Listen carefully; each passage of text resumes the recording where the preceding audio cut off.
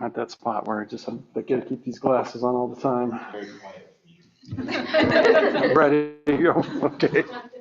It is 6:07. We'll go ahead and call to order the December 11th meeting of the Weld RDFJ Board of Education order. If you take a moment to silence your cell phones and rise and join me in the Pledge of Allegiance.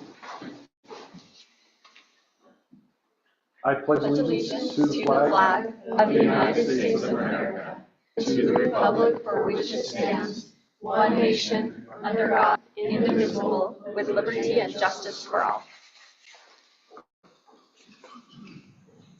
Ms. Diagana, would you please follow? Monica Johnson? Here. Amanda Proctor is excused. Nate Sassano? Here. Musgrave? Here. Michael Wood? Here. Do we have any changes to the agenda? We do not. By the way, thanks for the setup here, I guess. It's like I haven't even left the boardroom, right? All right there. With no changes, I'd entertain a motion to approve the agenda. So moved. Second. We have a motion by Vice President Sassano, a second by Director Musgrave to approve the agenda as presented. Any discussion on that motion? Hearing none, all those in favor? Aye. Opposed, same sign. We have an agenda. Do we have any citizens? All right. On to our staff and student celebrations. Superintendent Nielsen. Thanks, President Wales. Orders. Tonight we have a couple of students here we would like to celebrate in a few minutes, but I have a few other things I want to just call before we get to that spot. First, I want to start just by letting the board know where we landed in terms of student count, which I'm sad Amanda's here because she's the one that brings it up all the time. But we ended up 74 students above what we were last year at October count. So we ended up in a good spot as a district, and that feels good to be there. I'll let Amanda know that one-on-one in the morning where we landed so that she can make sure she's in the loop. Earlier this afternoon, we had a chance to go out and enjoy the art show that PRE does every year at this time, and spend some time with students, watching our students do and families do a scavenger with art out at Pioneer Ridge. And it's a great community gathering event for that whole Pioneer Ridge community. But also, Beth there does a fantastic job of making sure that the art is called out, and you can hear in the families, right, about what the art looks like and why it takes on the persona it takes on. And it's just pretty neat to see the connection that the staff out there was making with students and families. Some of you had a chance to participate last week in the combined either band, orchestra, or choir concerts at Roosevelt High School. We had over 150 students on stage as the band, and I know over time that this board has asked for us to continue to push on and increase the opportunities in the arts in this district. And I think you see evidence of that when you see 150 band members up on the stage at the same time across middle and high school. That's exciting when you start to play that forward. And in orchestra, we had over 60 students in the orchestra, which is a large orchestra in and of itself. So again, I think steps in the right direction, and continuing to see energy around music is pretty exciting. But I also think it's pretty neat to see how that space absorbs that. That would have been hard to do at our old auditorium at the old Roosevelt High School. It would have been hard to have that concert. So the new space allows for new opportunities. The week, I think, as we approach the end of the week, we have our cheer team is competing at the state down at the Coliseum, roughly 3 o'clock on Friday.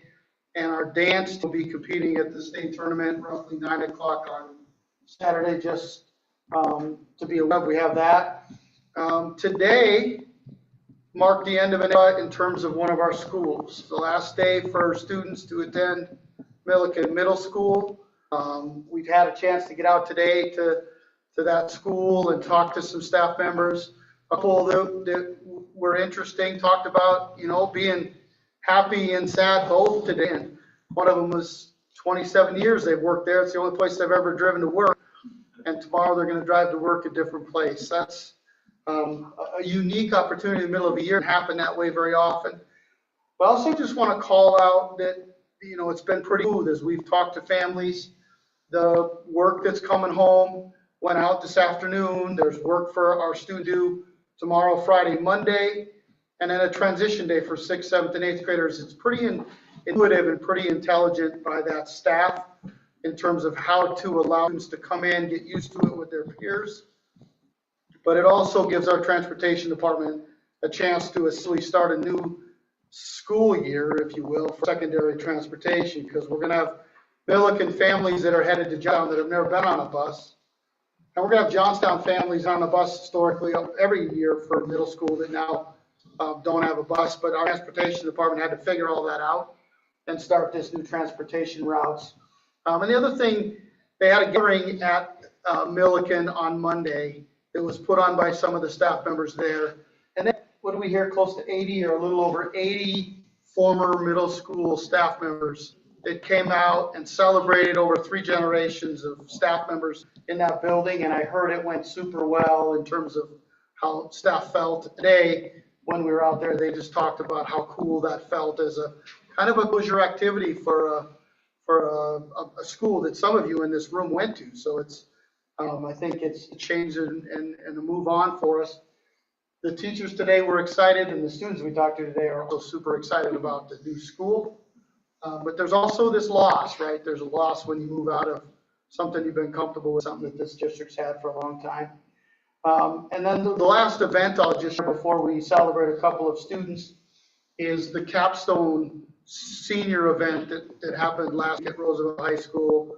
When you think about the work that this district has guided students to over the last several years, the capstone really gives seniors there an opportunity to explore an area of interest or a career passion potentially, and either through an interview or a job shadow, they have a chance to go through what does this profession do for me? Is it what I want to engage in? Or in cases, as we got to hear from students, it was a great experience, and what they found out is it's not for them. I had a chance to hear a mechanical engineer, a female diesel mechanic who was super jazzed about being a diesel mechanic. It was super cool to hear her passion and energy. I had accountant speak to me about accountant. I had, what were the other cool ones that I saw? Athletic trainer, nice. One who figured out they wanted to explore that further, and the other said, no, that's probably not an area for me to go. So both of those outcomes are pretty neat, but it also allows them to explore how do I communicate professionally, and how do I start thinking about a budget. So there's a lot of things wrapped up in the capstone from the superintendent's perspective are what you want students digging into. And just to connect the dots, when we've done our feedback sessions around what our community, our staff, our students say they want to have when we leave Roosevelt as graduates, the 2 top areas by far, financial literacy and career understanding and exploration. Those were the 2 that rose to the top, which district has been forward thinking in terms of thinking about for several years. But I just wanted, as we've looked at that continues to boil. So I'll stop there. And then tonight we've got an opportunity to just recognize 2 students that have taken on leadership roles. I know we celebrate FBLA in meeting a couple of times a year when they come and talk about how they've done and celebrate success. But this evening we're going to celebrate 2 of our youngsters who have stepped up to be leaders at the state level in terms of FBLA, and that's phenomenal when you think about a school the size of Roosevelt High School, which is not the biggest high school in the state, 1 high school for our community, 2 leaders in the room at the same time. That's pretty neat. The first person I want to just talk about a little bit is Yaelin Chavez. Yaelin is a driven and compassionate individual whose passion for leadership and service is evident in both academic and community service and support. Yaelin describes herself as ambitious, empathetic, optimistic, persevering, and genuine. She is motivated by the sacrifices made by her immigrant parents who came to the United States seeking better opportunities. Determined to honor her family's journey, yet strives to make the most of every opportunity available, excelling in both academics and leadership. What distinguishes Yaelin from other students is her commitment to fostering inclusivity within our communities, particularly through her passion project, Connection Communitaria.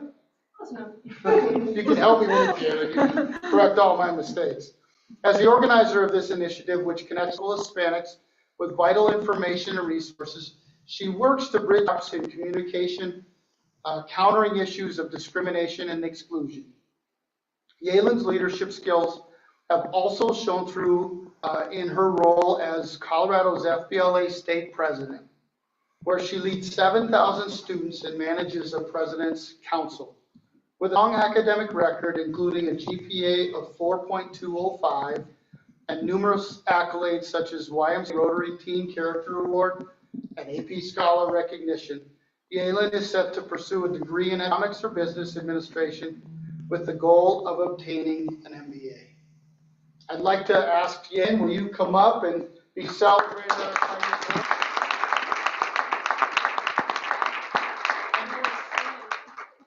Right there is perfect. Yeah. You know what? Why don't you come right over here because I talk to the audience and the board. Talk a little bit about your experiences as president of FBLA and what you've learned and what you've got to see. So I want to thank everybody for allowing both Annabelle and I to come join tonight and talk a little bit about this. This is actually something I also wanted to do here, but I'm glad that Annabelle and I get to do it together.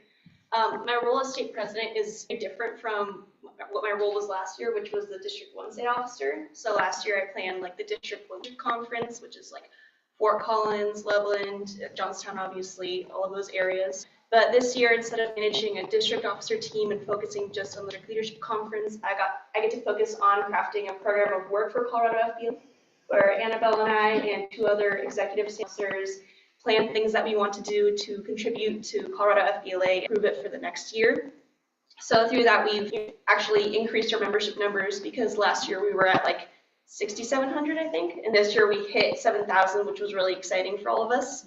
We also have specific initiatives depending on each pillar of FBLA, so it's service, education, and progress. So I get to help with an initiative from each separate group, which is really exciting as well. I get to do a little bit of everything. And then along with that, like you mentioned, I get to have my own President's Council. So I got to make my own application, review applications from students across Colorado.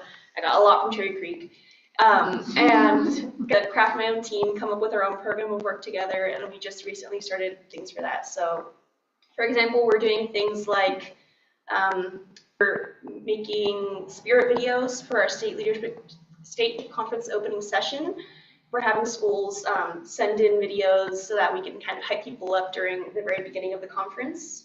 Aside from that, we're also doing something to promote student banner prizes. So schools that have their own school stores, like we do at Roosevelt, get to promote their merch and make FBLA merch to be sold at the State Leadership Conference, which generates a lot of profits, and they get to keep all of it. So we promote a lot of different businessy things and get students involved. But what's nice with FBLA is even if a student isn't really necessarily wanting to follow a degree in business, to still try the different competitive events and everything. So I've gotten to do a lot through my role as president, more than, I mean, I've made my best friendships, and Annabelle and I have gotten to do a lot of fun stuff together, but yeah. Nice.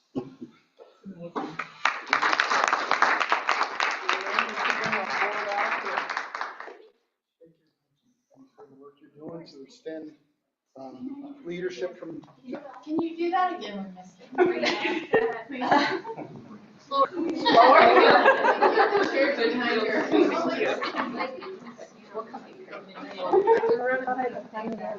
Let's do it all. Yeah, the chairs are left out.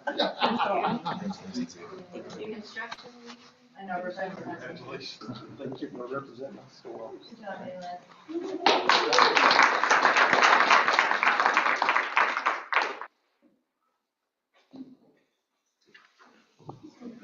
Our second celebration tonight is Annabelle Rusco. Annabelle is a dedicated and hardworking student who thrives on continuous self-improvement and collaboration.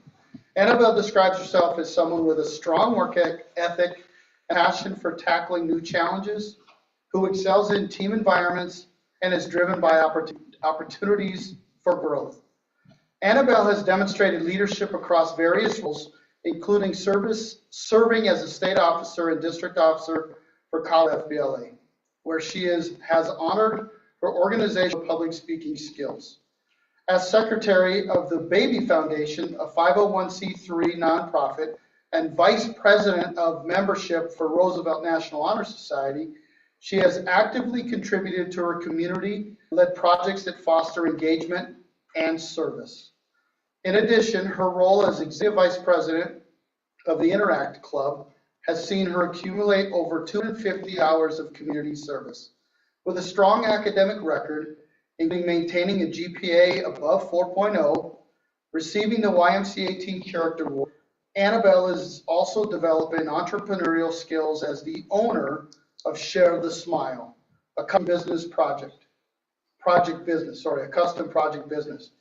To continue growing, she is pursuing dual enrollment in health sciences and business pathways at ACE and UNC, while also excelling in extracurricular activities like Roosevelt HOSA and Student Council. Annabelle, will you join us front?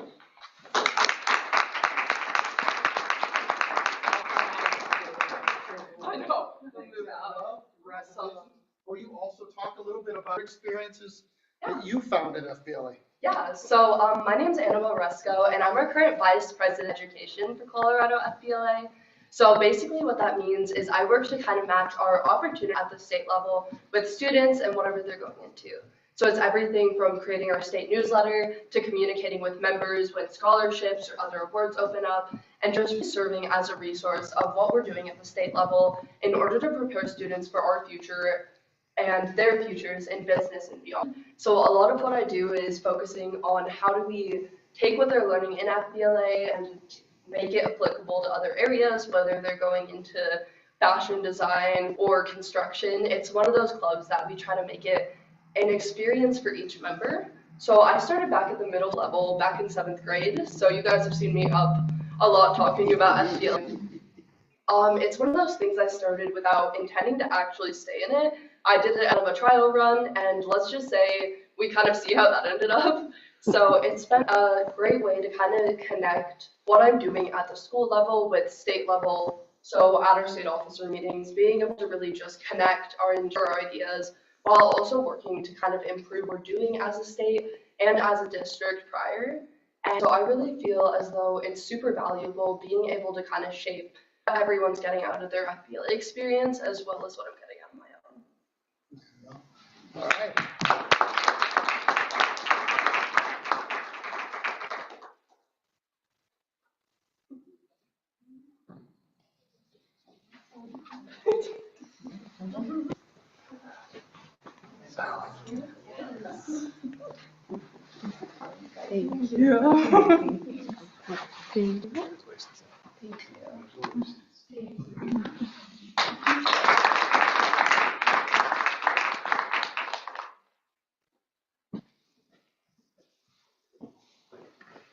President Wales and board members, I'll conclude my remarks tonight just by saying I think we talk about FBLA and the power FBLA has in our district.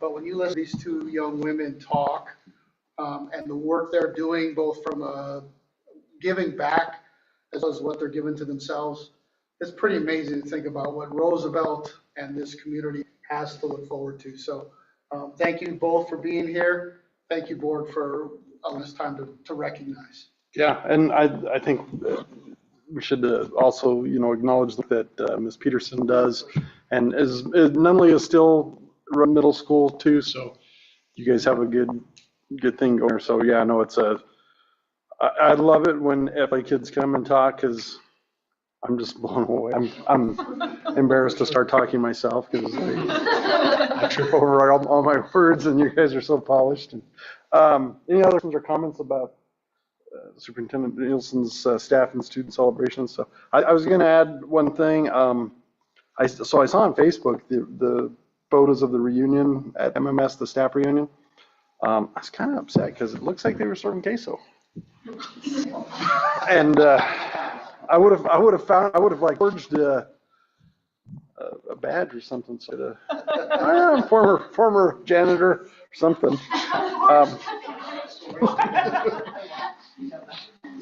The other thing I was going to mention though is, and you were talking about the senior capstone, and you know, this year I wasn't able to make it, but I've tried to make it in years past, and I really enjoy those situations where the student says, you know, this isn't what I thought I was getting. There was no love connection, you know, because that just speaks so that the volume of when we talk about school choice for one thing, but I mean that's education choice there. This is not the direction I want to go, and I have that choice to switch direction, and we welcome that. So I'm really excited when you run into those students, because there were a couple last year that I did, and I was all miles, and they're like, "Why are you so excited?" I said, "That's great that you're 8 and you figured that piece out." I mean, some of us don't take till, well, let's not throw numbers out there, but it takes a while, right? Well, let's move on to reports and comments for board members. Monica, you want to kick us off? Yeah, Superintendent Nelson already touched on it, but I also got to go to the band concert. And I have a student that participates, and I was blown away, speaking just for our family and for my 8th grade, from that first concert where they play, I think it's Hot Cross Buns. It's full. And you think, in my child's, in her journey, that was the first time that she played a musical instrument. And so I hadn't taken the journey, and I thought, I don't see her making that much improvement. And going from that until the 8th grade, where they have flourished, my mind can't wrap around the hard work of all of the band teachers, and in conjunction with all the choir teachers. How you can teach that many kids different instruments is really phenomenal. And I love that collation between our high school level and our middle school level. And the arts program continuing to grow and grow and grow. And that's really exciting. So for everyone that was involved with, I just want to really commend them. It was really a beautiful night. And then we had the opportunity to participate in CASB this weekend. CASB was held down in Colorado Springs. And it's always such a great opportunity to be around all the other board members throughout the state. We have keynote speakers, we have breakaway sessions, and it just is really a time to learn and grow, and you can focus on different subjects. So it was such a great time to also meet our student representatives and to get to know them on a personal level. So what a great weekend that was. And then the last item on my board report is I just like to recuse myself. We're going to be holding a special meeting on Monday in regards to moving our library from the current Milliken location to the north side of the building of Milliken Middle School, soon to be Milliken Intermediate Elementary. And due to my conflict of interest through my employment, I would just like to recuse myself from that meeting. And that's all I have tonight. Thank you. I forgot to ask, did you get to go talk to Alex, and did you say, yes, I remember you? So the final keynote speaker on Saturday session, his name is Alex Boyer, and I have gotten to meet him before. And Michael's like, oh, does he know you? No, he doesn't know me. I'm just a girl fan from him.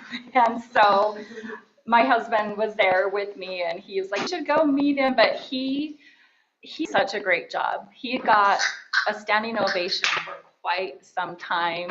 I was just so many admirers that wanted to go say hi. So I thought I would email him because his statements were so great. It's all about kindness. Were you guys there? Yes. I was trying to find you, but don't you think it was so good and so powerful about kindness and about kids knowing that they belong, about preventing different forms of self-harm, including suicide. And he did that all in an uplifting way, where it never felt depressing. It always felt full of hope and full of joy.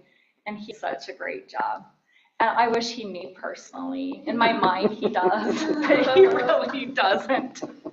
But I'll just keep holding on to that. I think he might. But yeah, he did such a great job, and that's always a powerful message. Yeah, Good. yeah. I'll email him. We'll see. We'll see if we'll be BFFs. I have no doubts. You guys? Yeah. Well, first, before I get into my comments, I wanted to ask a question. You said there's 74 students of last year. Oh, yeah. For the October count, and we budgeted for about 50. For 50 additional. So we're 24 over where we thought we would be. That's correct. Okay, good. All right, Amanda will be happy to hear She'll that. be very happy. Yeah. She's probably watching and we should make staticky noise the time we say the number. Somebody should tell her we're under. That's just a couple of things from a report standpoint. I did see the picture on Facebook. We should have had, our youngest daughter should have been at the choir concert, but I don't get to go to the Broadmoor by myself anymore, so they were down with me. But it was really encouraging to see that. 150 kids on the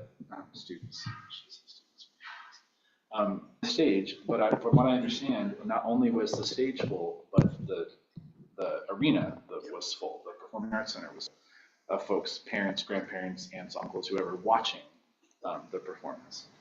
And so I'm really excited to see that part because we talked a lot over the last 5 years that I've been on the board about growing the arts programs. And one of the hindrances to that has been we don't have space. We couldn't have done that concert at what will soon be RMS. The stage, the seats wouldn't hold that many people. So it's exciting to see. I do think we'll continue to see growth in that program, and I'm excited for that. It's been really, really encouraging to see that in the users. From CASB, I just again wanted to say thanks to the district for helping us go, for letting us go. That is something that's really useful for us as board members. There's a couple of sessions that I wanted to talk that I took some key takeaways from. One of them was about AI in schools. There were actually, I don't know, 3 or 4 probably sessions about AI in schools because it's kind of a hot topic right now. They talked a lot about student use of AI and staff use of AI and how both of those are different but both useful. And what they really talked about was to ask the right question. What their example was that if a student can take the question asked, whether it's in an English class or a history class or a math class even, and put that linear equation into some version of ChatGPT and get the answer, we've asked the question. That helping students understand how to use that as a tool to help generate thinking and encourage that and not just where you go to get the answer was how they kind of did that. So I'm thinking about that. I know that we are. They talked a little bit about guidance and rules for the district as far as how staff should be using AI might be helpful. And their big point was that we can't hide from this. AI is already here. We need to be using it. If we're not, we're behind. The other thing we talked about is that policy, from our perspective, policy around AI is probably not useful, at least not yet, because it's changing literally every day. So I don't need to worry about that yet. It probably will be something we have to address in the future, but for now we're good. The other thing I wanted to talk about is I listened to a presentation from Page 6 about how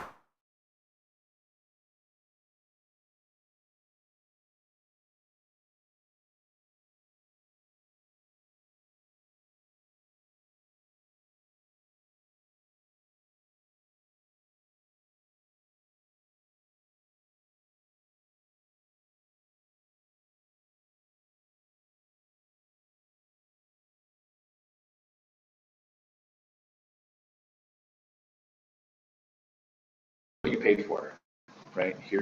You approved whatever amount they approved. I don't remember what theirs was. Ours was $149 million. And here's what we got. We got effectively 4 brand new schools. That lets the community know kind of their money is being spent, what it's being spent on.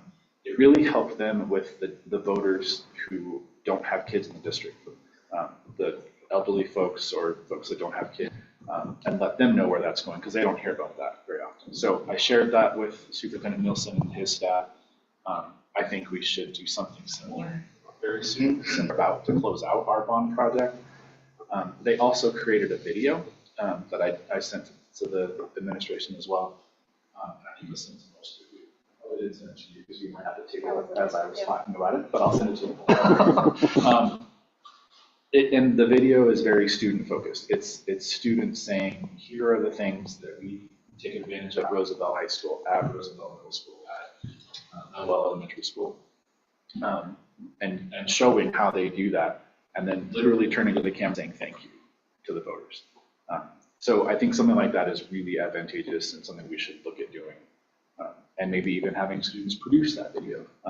So it helped District 6 kind of change the conversation around what District 6 is doing. I think it would do this for us. And for us in particular, it will help us. I know we hate to talk about it, but another bond is coming in the near future. And something like that will help us set the tone for what that is. So anyway, I think those two things will be very helpful. I think I gave you guys the copy of the flyer. So okay, I will, if I have another one, if you need it, I'll happily share it with you. But something like that would be really helpful for our district. So, okay. Yes, I will definitely share it with you. Yes, absolutely. So, anyway, that's it from me. Okay, thank you. Well, thanks, FBLA. I was in FBLA, so it's always when you guys come, it's super interesting to me because it's a lot different. And I mean, I'm not very old, but it's definitely grown a lot. And it's interesting to see how much more you all have to do. It's very nice. So, I'm glad to see that. I went, I have one dirt in the high school choir, so, and then one in the choir, so I'm loving art stuff. What? We got, Yeah, it does. we might be able to have a triplet here going? Softball too, though. I went to the color guard awards, and so that was nice. I won't embarrass you. We had a good time that night. It was fun. I think that's all I was able to. I didn't get to go to the Chopped. I have the daughter that participated in it. But that was really neat. I really liked What? the Chopped with the culinary kids. They Oh, yeah. did the Chopped competition. Yep. We were invited, but I was able to work. I always have to work. If I could just stay at home. You guys and stuff, that'd be great. But sadly, I have a mortgage. But yeah, that was pretty cool. She really enjoyed that one. So that's really all I have to go to Cassie. I was ill, so it's no story. Pretty exciting stuff. All right. Well, I did get to go to Chopped, and it's kind of funny because we got to the end of it, and everybody was handing me page. I was like, I'm not filling these out. I was just honest this time. Like, I'm not filling these out. Like, this is not the body of a food critic. This is the body of a food consumer. Oh, no, because that's the thing. When I go to these cooking competitions, everybody just gets high marks. Yeah, I said, yeah, this is not the kind of body that is critical about what he's putting in it. But yeah, it was fun. And it was, what I liked about that though, so I went to the early morning session, and the one thing she told the students was, for those of you who were there, they gave them a set of ingredients, and it was all Thanksgiving themed. So they had a box of stuffing, some ground turkey, I think they had green beans. They could bring stuff if they wanted to as well, sweet potato. But she said, take into account the time of day when you're preparing your meals. And so they had time slots all through the day. So this was the first group, and most of them made like a Thanksgiving breakfast. And it was really cool because they took the ground turkey and kind of added extra spices, made a sausage, grated the sweet potato and packed it into like a hash brown patty. So really cool to see that creativity come alive in it. Yeah, how do you store that stuff? I mean, you just eat it and count yourself blessed. It was great. I mean, it's I look forward to it, and then I look forward to it being over. I look forward to getting home because it is a lot of work. I take a different track than I normally do. I kind of went back to the basics on this stuff. I did a lot of the finance, school finance sessions, strategic budgeting. Yeah. I have some stuff I will share with you that we got from Colorado School Finance Project. Yeah, it's riveting. It is. I mean, it is riveting stuff. But I did, and I shared this with, I think I shared this with Monica at lunch. I got to pull it back up because if I don't, I'll say it all wrong. But one of the questions that always comes up, especially in a community like ours, is as development's happening, and every one of us has probably been approached by somebody who says something about Buc-ee's. It's great. That's going to be great schools. Well, I guess. I mean, we don't really see a whole lot out of it, although there's an interesting story that maybe you could share. But how does the school district get more money? That was the topic of Finance 101. More students, legislative changes to the per pupil revenue funding formula, bonds and mill levy overrides. That are the three ways that a school district in the state of Colorado gets more money. So it's just that easy. But I appreciate, again, as Vice President Sassano said, I appreciate the district allowing us the opportunity to go, and those of you who were able to come with us. We spent some time, Jessica, Nate, and myself. Casby's got some new tools.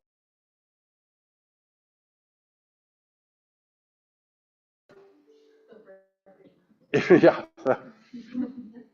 The software guy in me wanted to ask that. Yeah, have you ever done this before? Is this like a new thing for you? Because you're terrible at it.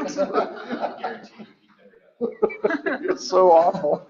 That was the most painful position I've ever sat through in my life. Also self-sabotaging. Yeah, horribly self-sabotaging. Yeah. Had an opportunity though to sit with Hayden and Annabelle for breakfast and learn more about them and the time they were having down there. Because they both went to the student leadership track. And, but that was the first time we've sent students to that track. So it was interesting getting the feedback, and hopefully next year we can send some more and with your input, and who those might be, because that, what an opportunity to network. I mean, I think Annabelle said it, well, I'm kind of a conference snob. I think I'll always remember you saying that. But I'd have to agree with the best keynote speaker I've ever seen. Yeah. She's excellent. Nate got a hold of the silver medal from 1994 on the Friday session. I was envious of that. The 52nd medal ever awarded to a United States athlete in the Winter Olympics. And he got stuck holding it. He had to go track the guy down. I could have walked out with it. Yeah. That would have been interesting to see how it. I know.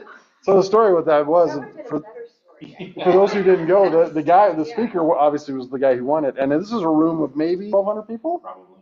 And he brought his medal out and he talked a little bit about how it was made and and then he just handed it to a guy and he says, go ahead and just pass it around the room. I'll get it at the end of the. A room of 1,200 people. But I was thinking about it, and he talked a lot about his speech was centered around being able to work towards your power strengths, and his is moving quick. So had Nate tried to take it, Definitely caught me. he talked about how speedy he can be in that first 10 seconds. So I think that's where his confidence about passing his silver medal around. Well, we were basically in the back of the room, so I think almost every single person got to put their hands on that. So yeah, it was good. Anything else? By the way, we did have a BOCES meeting. There was nothing super exciting there. It was basically, it's always best stuff with BOCES. Everything's good, though. Annabelle, what dual enrollment program are you doing? Oh yeah, so I'm doing the sports medicine track. So Okay. next year I'll be in Ames Career Academy. Yeah. And then currently I've taken UNC Anatomy, UNC Statistics, and UNC Biology just in order to kind of get those stepping stones. But also business programs that go along with FBLA, so like PC applications and accounting. How much do you know about the dual enrollment since we started that? That's just Yeah, it's such a cool program. yeah. It's basically getting an education a lot easier for people. Okay, let's move on to the report from the superintendent's office. Superintendent Nielsen. Well, much of my report is similar to yours. I got to spend a few days down at CASB. My track tends to be a little different than board members. I spend time with superintendents. It was interesting this year. Budget's a fascinating conversation this year because it looks quite different as the last few years. Where there's been money in the state the last few years, there's not now. So this year's going to be a different year for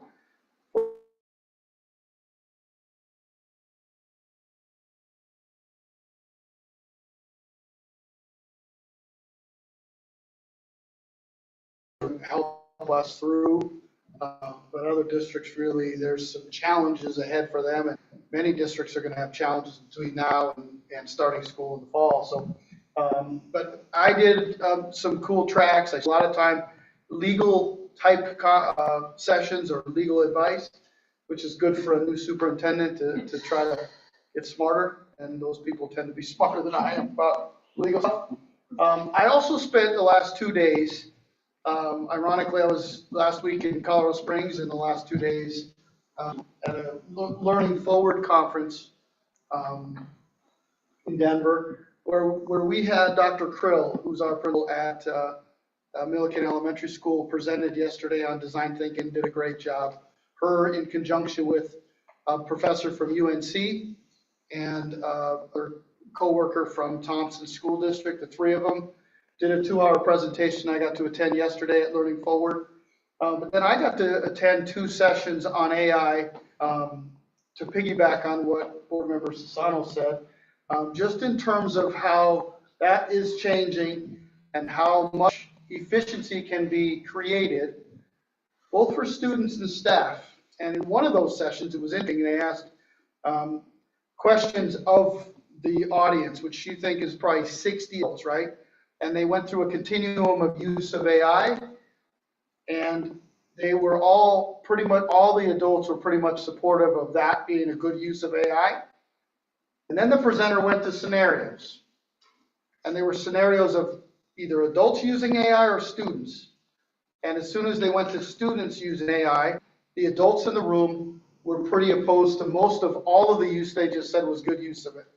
So there's the move we're going to have to make, right? We got to help adults recognize we have to prepare students for their going, not where we've been. And that's always a challenge as you continue to think about the work we do as leaders and helping to create the spaces for our students to be ready when they leave to be competitive. But both of our presenters said the same thing I think you said, Director Sassano, is that if our students are not learning how to be effective with AI, they will be behind when they leave because other places are doing it very well. So that's work for us, I think, to continue to think about how do we leverage it? How do we figure out AI time, human time, AI time, human time? Because that's really what's happened, right? It can't be AI all the time, but there's also ways for it to be very, very effective for humans to use that to be efficient in what they're trying to do. So I was excited about that. We had a chance to hear from Mr. Bingham tonight about some of the long-range planning we've done and some recommendations we bring to you about boundaries. But we have another session tomorrow night where we're going to start actually about building spaces and how do we start strategically thinking about building spaces going forward and what that's going to mean for us. So that's exciting work. I talked a little bit earlier about the work we're doing around the profile of a graduate. That has been fantastic to see the group kind of coalesce around some themes that we'll bring back. That it started with this group's feedback, but we'll bring back to you soon. And the feedback, I think, has really reinforced some of the moves that this board has made over the last several years. We did move forward with a website. We ended up choosing Final Site, a contract of Michael about $7,500, I think, to move forward with Final Site. That was, as I talked to board members about, the overwhelming recommendation of the team that studied it here. And then Assistant Superintendent Kramer and Karen Weiser had a chance to speak with DAC and bring DAC along with what that entailed, but also what we need to do as we bring it on to help us move forward and move relatively quickly. So they were in the loop on that. And board member Proctor was there to see some of that. So we moved forward with that. So we're in the process of trying to move relatively quickly on that process. And that's probably a good place for me. Maybe I'll end with two things. One, Monica already talked about, we've got a special meeting on Monday to continue to move the ball forward with the partnership, right? I think creating opportunities in Milliken has been something this board, I think since my day one, has been something this board has asked us to think about. How do we continue to be a thriving partner for Milliken? And the opportunity to bring the library over, I think, is good for us. But I think it's also good, and there's excitement for the library as well. And so we've been working back and forth on a lease agreement, and look forward to bringing that forward in an exec session with the board members Monday afternoon, followed by what action you decide during the exec session we are ready to take. And the last thing I would ask, I think it's the appropriate time to ask this as we think about bringing on some student board members, is for board members to talk about some type of retreat early in the new year, where we have our new student board members on and we have a chance to come together and think about our work as we move through the spring and set a vision, your vision for what things look like as we move out of 425 and ultimately into 25-26. So something I'd like to just put on the record and say I'd love to see us look at something like that in the new year that's outside of our rhythm, gives us a little time to just think about a training for us as board members and staff, how it all looks. That brings our to coalesce around a group. So that's something I'd like to ask that we think about doing early in the new year. So, and that's a good place for me to stop. Okay. Any questions? Not a question, but you made me remember something that I learned at CASB that we might want to look into around AI. Mesa in Grand Junction, I can't remember the name of the district, but partners with Colorado Mesa University to offer a class to their staff so the staff can better learn how to integrate AI into their classes. It is a continuing education for staff, so I know they're always looking for ways to do that. Right. But I'm sure there are, with all the universities around us and districts around us, there's probably a way to partner on offering a class like that. So just to look into. And I'm glad you mentioned that, because I keep meaning this up as well. Mark Rangel over at Centennial BOCES also does a local class on how we can utilize AI. Probably not as in depth as what Mesa's putting on, but that one's nice too, because it's our memberships cover the cost of that. So, did you say you had two questions? No, just okay. Hey, on the profile of a graduate, what did the community response look like on that? We saw all of the responses. So when she brought it to us, it didn't break it out by community member, teacher, students. But as we went through it that night, we had 900 pieces of feedback. So she was blown away by how much feedback the community had. You could certainly see things because you make assumptions that the parents were there. They were really focused on work ethic. Financial literacy was a big one. The one that most came on. Let me see if I still have that file up, President Wales. And I can figure out a way to share that file with board members in a Friday update. I think I'll figure out a way to share it so you can see all the themes. And then you can see the way we tabulated it as she put us themes. We went through and we had to pick out where each of those messages went and land. She called it theming. So you can start to think about how do we focus in on areas. And it was a neat process, I think. Assistant Superintendent Kramer, you happen to be on a different team than me, but it was a pretty neat process to go through.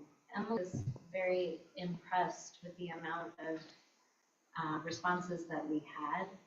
In fact, she had to adjust the evening because we would have ran out of time to get work completed. So she was really pleased with the number of people who responded. It's good. I don't have it easily accessible to me, but I will share it this Friday, take a look at it. And I think one of the conversations we've had with CEI, who's doing that work, is helping us. One of the things you do is you think about a profile of a graduate. That's your end in mind, right? That's where we want kids to go. And that should drive your work, your strategy work, right? So that you can start to think, what's our strategy to get there?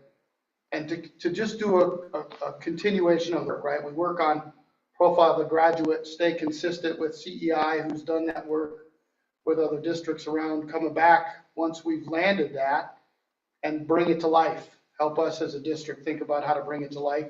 That work would be important to do with board members first, right? It's the vision district's yours. It's our job as staff to carry it out. So to do that strategy work here with someone facilitating it for us so we can all participate. Something we're looking at doing, as we get into the fall or into the spring, continuing to think about what does it look like going into, 24, 25, 26. Do you know, Tammy, what the response rate was? Percentage response? Percentage, I don't. But Emily, we'll share that with you guys so you can and get whatever, as much information as we can from her. I feel like it was like 270 or 290, like that, people took the survey. It was more than what she had expected, so. Yeah, she was excited. Yeah. The other thing is on a board retreat, I mean, that's something we've been desperately needing to get moving on. Bond projects kind of a lot of that stuff. But just a couple things to keep in mind on that. One, depending on what we want to do as far as content of something like that, Randy Zila still has, we still have kind of an open bill with him through McPherson Jacobson to, especially if it has anything to do with relationship building between us and the superintendent. So we wouldn't have to pay an additional fee for any sort of facilitator. The other thing, depending on how deep we go into training, I have spoke to both the board at Civica and the board at KQA and asked them if we do something that could broadly apply to what you want to do, would you be interested in being a part of it with us? And they both said yes. So again, depending on what we do for content, we may just want to keep them in mind and offer an invitation for them to be a part of that as well. So, and I would make a gentle push that we should think about the training that Kaplan and Ernst can create or would do with us around how that they just do a nice job. And yeah, there's and that's a good point too, because again, thank you to the district for allowing me to participate in the Kaplan and Ernest put on, and I did get registered. Thank you, Jessica, for the new round coming this fall or this spring. But two of the sessions that we had in the President Cock, I stuck back with and talked with Coulter about. I think those are trainings that we would really benefit from. Should be great. Because they were both about issues that we frequently as board members will see more than anything else, and so having a little extra bit of training would be awesome. Any other questions or comments? All right. We will move on to the consent agenda. Put this back on. Our adopted rules of parliamentary procedure provide for a consent agenda listing several items for approval of the board by a single motion. Most of the items listed under the consent agenda have gone through board review and recommendation. Documentation concerning these items has been provided to all board members and the public in advance to assure an extensive and thorough review. Any item may be removed from consent agenda at the request of any board member. Otherwise, I would entertain a motion. I'll make a motion to approve consent agenda as noted. We have a motion by Director Johnson, a second by Vice President Sassano to approve the consent agenda as presented. Can I change your noted to presented? Are you okay with that? Yes. Yes. Any other discussion? Hearing none. Ms. Diagana? Monica Johnson, Yes. Nate Sisano, Yes. Amy Musgrave, Michael Wales. Yes, and I don't know that it's procedure to give a comment on a consent agenda vote, but as part of this, in our consent agenda, we named Mr. Alan Plaisance as the principal but as officially midnight tonight will become Melican Intermediate School. So congratulations. Thank you. Even though you're in Eaton Red, man, we're still gonna. Married into it. I know. I'll give you trouble about that. Mr. Plaisance, did you get the keys yet? No, I was talking to Josh today. Midnight tonight. Well, congratulations. Yeah, super excited to, super excited about that one. All right. Does anybody need a recess? Because we might be here. I mean, we got some lengthy stuff coming up. Sure? Okay. I don't want to see no squirming. Our first item is our new policy update our policy update on the policy KF, facility rental fees and policy amendments, community use of public schools. So this is back for action. It has been open for 2 weeks now really actually. We've had no comments on it. That's right. No feedback? Okay. Any discussion amongst the crew here?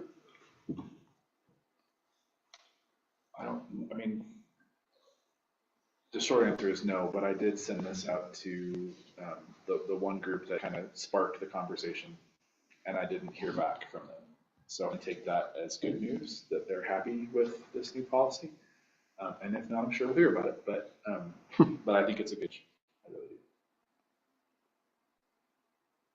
Yeah, I mean, I for one appreciate all the work that went into it, and I appreciate the patience with all the work I had you put into it. But I think this puts us in a really good position to serve the community the way we talked about serving the community in the bond project, and just allowing people to have access to these facilities and see the wonderful things that we can do. I will entertain a motion for policy KF. I will move to approve the amendments to policy KF as presented.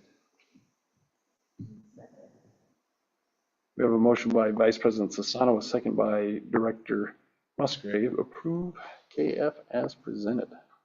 Any further discussion? So my motion didn't specifically call out the new schedule of fees. Do I need to do that? Yes. So You could. not from me, all. You can, yeah. So I'll amend my motion then to include the new fee schedules in district or district fee schedules. And request form.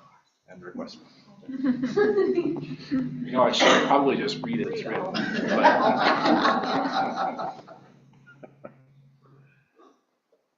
All right. Second. Okay, so we have a motion to amend the original motion. This is something we learned. Yeah. I think you might have done this on purpose. This is that quiz they always talk about. We have a motion to amend the original motion by Vice President Sisano, seconded by Director Johnson, to include the district fees request form and the out-of-district fees and request form. Any discussion on that? All in favor of the amendment to the original motion, say aye. Aye. Opposed? Okay. Any discussion on the now amended motion? Hearing none. Ms. Diagana?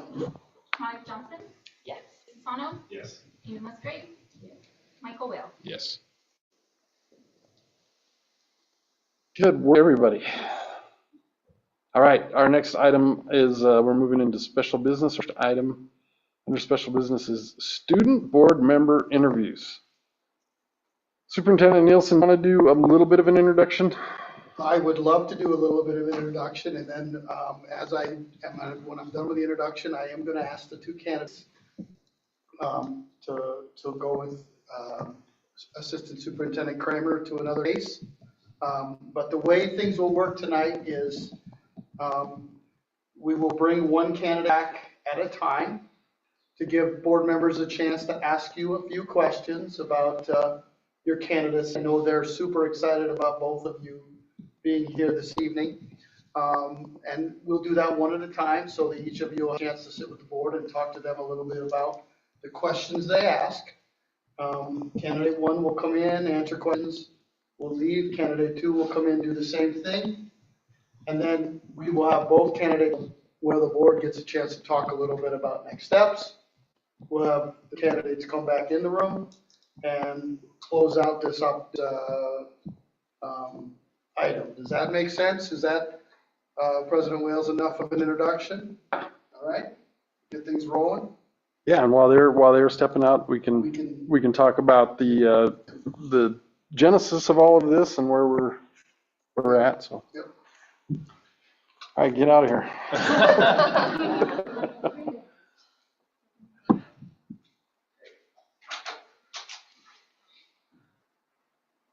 So yeah, so remember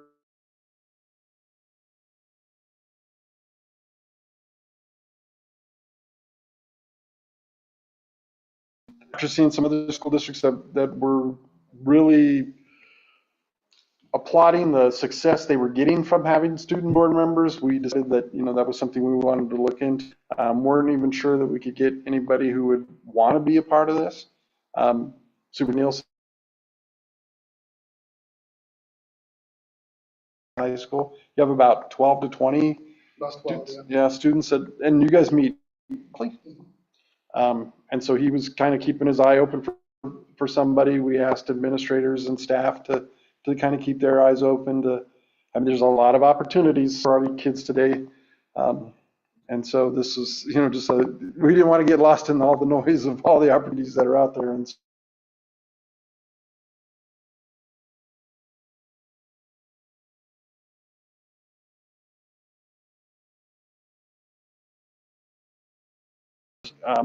as what we intended was that we wanted to have a junior and a senior.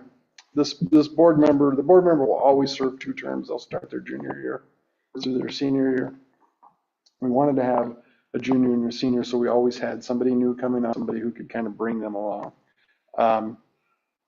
It didn't work out that was first year, so we're going to bring both 2 juniors on, give them about a half year, and they're going to obviously serve a full term their senior year, but then we'll also bring on a junior at that point. So that first junior is going to get the opportunity, or I should say the third junior, actually going to get the opportunity of having 2 mentors, student peer mentors, to bring them along. So, if I could add, President Wales, yeah.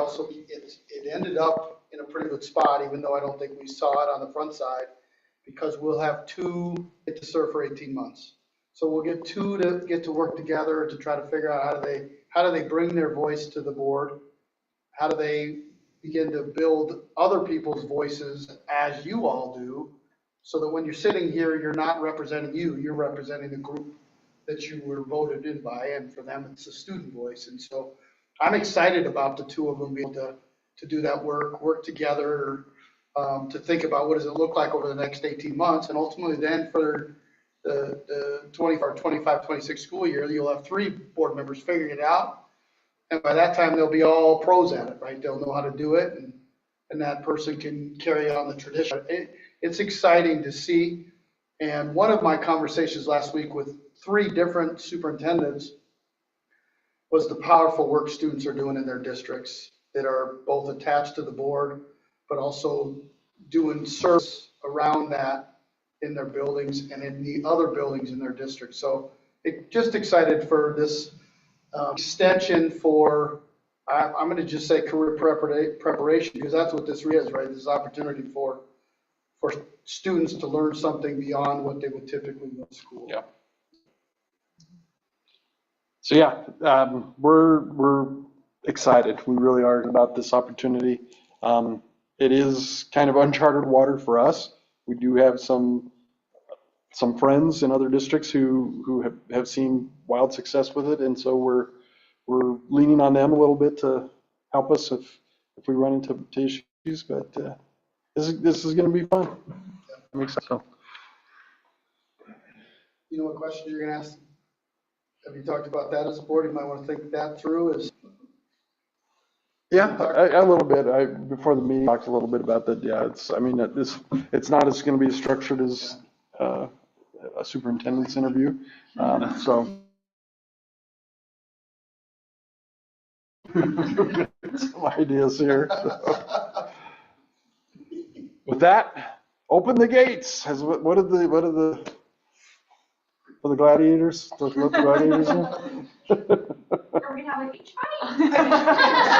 Yeah, let's have So you're interviewing them. Hey, look, you can read it. Let's just have a fight. Yeah. You would actually.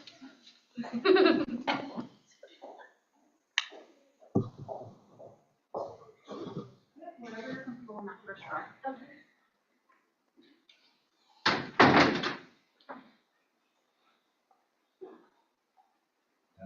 Yeah.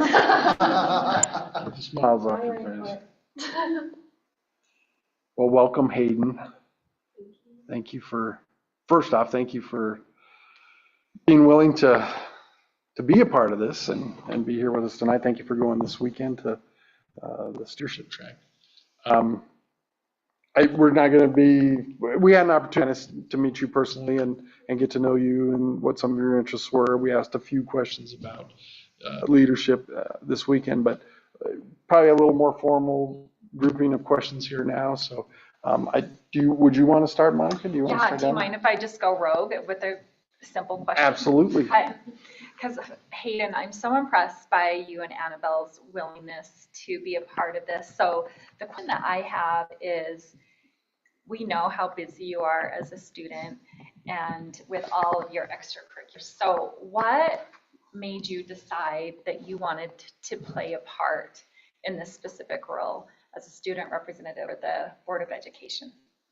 Well, so it really started out with me going to my first ever board meeting in middle school for FBLA. We were going to nationals, and I said like maybe a couple, and it was really what place I got at districts and what event I was going in. But I really liked environment, and then since then I came back a couple times, and I've even spoken in front of the board. And one of the things that like really inspired me to like do more within the community and with the district was when girls basketball won their first state championship, and the team was to be recognized by the board, and I ended up being the only team member that showed up. And as like a scared, like I was scared, as like a freshman, I was really intimidating, and like all my coaches were there, and so the interim superintendent at the time, Karen Tressler, brought me up, and she had me say a couple words about each of my coaches, each of my teammates, and I feel like for being put on the spot, I handled that very well. And then I think it was the next school day, I got an email from her, and she just told me how proud of me she was, and how I showed such poise after being put on the hot seat, basically, and just that like note of confidence was really awesome. And then since then, I've gotten more opportunities to speak at these meetings, and I have personal relationships with some of the board members, and I see all the good they're doing, and obviously I'm a part of advisory council, and just being in there and saying like that the student opinion matters so much for the school districts has been really amazing, and I really want to see how much I can do with that. That sounds terrific. I just admire you. I did student government in high school and actually FLA too, and the amount of poise that you have is so far beyond anything that I had at your age, and I'm so proud and impressed with your willingness to want to serve in this capacity. Thank you. I remember that meeting, and I remember how good the professor was at putting people on the spot. But you definitely handled yourself well. That was great. So, I mean, both you and Annabelle have had experiences like most of us adults probably would never even dream of. I mean, you guys, a lot of leadership opportunities, a lot of leadership experience, working with students in other districts, seeing sides of school districts that most of us don't see. Is there anything that comes to your mind as you consider this position that you see as very unique to our school district and a need that's to be met that isn't being met that you would like to be a voice for?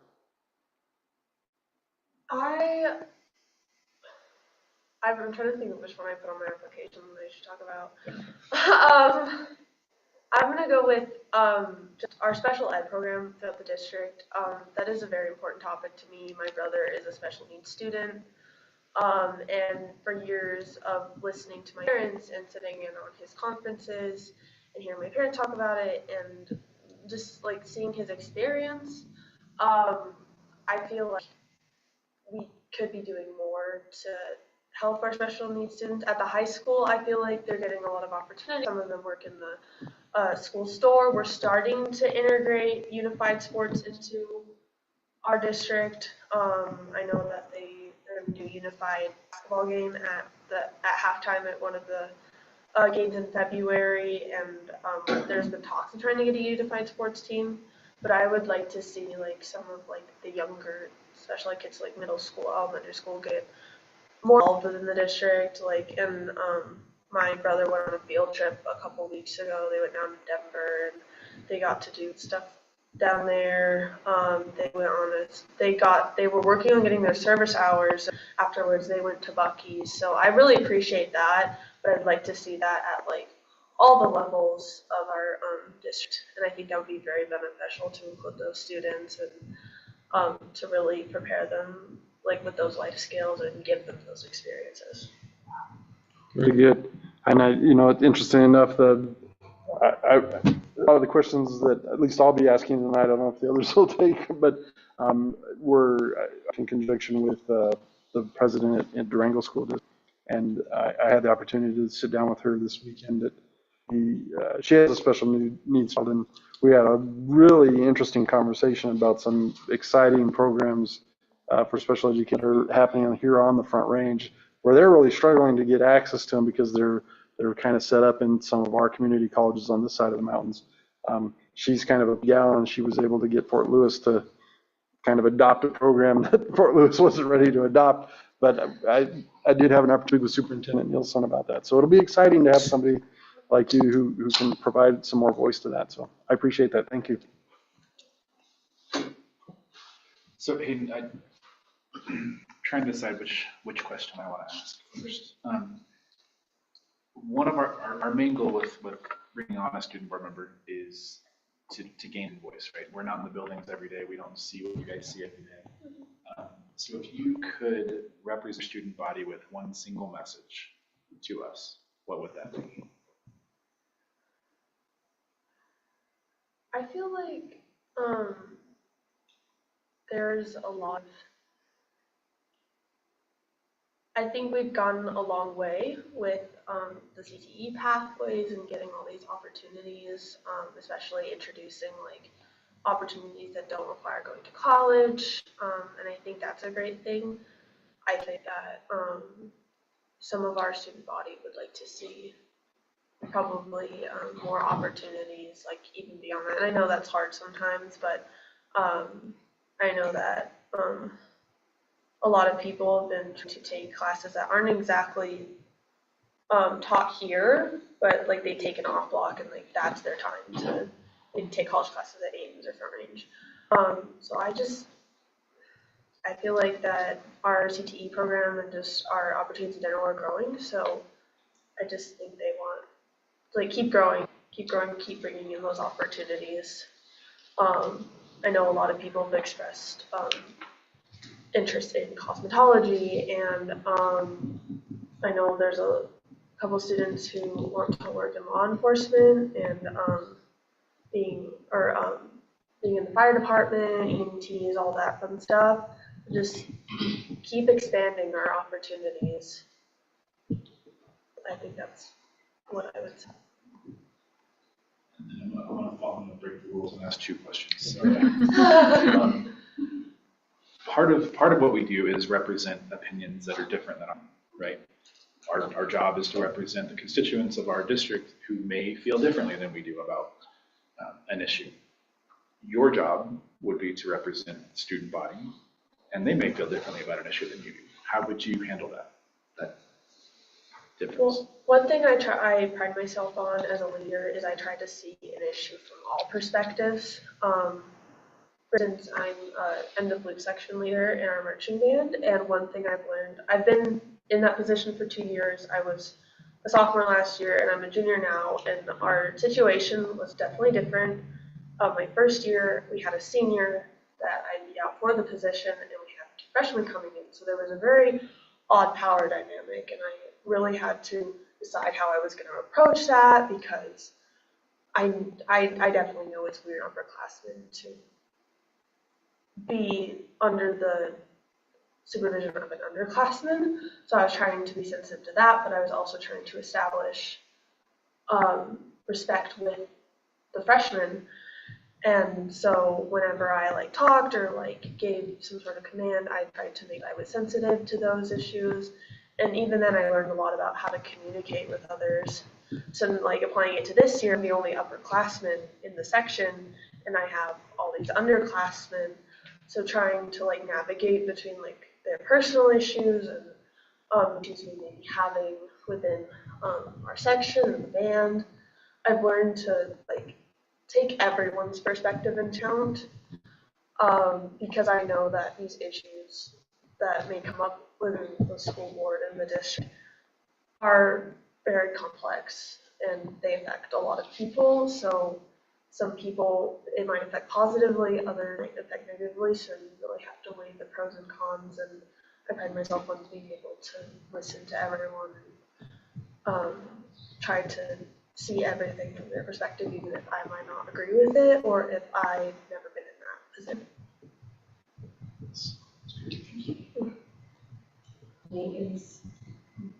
That was the question I was going to ask you. So No.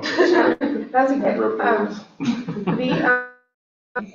This is off topic a little bit. The marching band, when they have the special needs kids at Beaumont, when they all, did you see that presentation? Mm-hmm. What did you guys think of that? I really liked that. Yeah. I follow St. Vrain on Instagram, and I just see all these opportunities they give their special needs students, and I think it's amazing. Would you like to see the board in more of those events so we could see those opportunities and maybe advocate for those kinds of things? Would those be kinds of things that you could bring to us that maybe, I know about it because my child's there, right? But maybe the rest of the board, or if I wasn't on the board, we wouldn't know about that. Would those be some of the things that you could bring to us and just bring our attention to it? So maybe we can know more opportunities for kids in the district. Yeah, definitely. I actually have a unique perspective on this, not only from watching my brother and seeing all the things that he loves to do and how happy it makes him. Last season, we brought up a now freshman. Her name is JC. She is a special needs student. She's in a wheelchair. She has a caretaker with her, and we brought her on as an honorary manager for our season because she really wanted to play basketball, but we didn't have a unified basketball program. So I really made an effort to make sure that she felt included and that I acknowledged her and tried to make a connection with her. And now I'm really connected with her family, also her twin sister, who's also a freshman. And I just seeing the pure joy on her face, just even being at the games, being on the bench, and then when we won state, just being out there, that's what I want for every special needs student in our district. And the more personal experience I get from seeing my brother, I've advocated for this. He does bowling as an extracurricular. We're trying to get a unified bowling team here so he can participate in school for that. But just seeing how happy it makes him, and him and my dad do a bowling league together, and just to that type of bond that's not very like common, but to see that on a personal level, how happy that makes them, like what I want for every student in our district. So, yeah, events like that, I'd love to bring up in these meetings and invite you guys to see just like the pure joy on those kids' faces when they're doing something that they love or getting like recognized like that. It's truly amazing and life changing. Maybe just bringing stuff to us that, I mean, football games, everybody knows, right? But maybe it's stuff that I didn't know about that program. And I mean, that was one of the coolest things I've seen for a while. And do you feel like, you're so busy, I know this is gonna be taking on more, and I feel like you'd be perfectly equipped to handle it. Do you feel like you can advocate for yourself if it's too much? You could articulate to us like, hey, I need a break, I have finals, or do you feel like you're comfortable enough with us that you could advocate for yourself and just let us know if you're struggling with it? Yeah, definitely. One of the things I've worked on in the past year or so is asking for help. I've been working specifically with my mental health and taking priority in putting my mental and physical health first above all else. I've not done good about that in the past, but I really think I'm in a position where like I know when I'm doing too much. It's been like I dropped a few things that I was doing because I really prioritized what was important and what was going to be happy, and also I want to leave room for this in case it pops up. Okay. Yeah, I've definitely grown in advocating for myself, and I do feel completely comfortable if I'm ever overwhelmed or I need a break.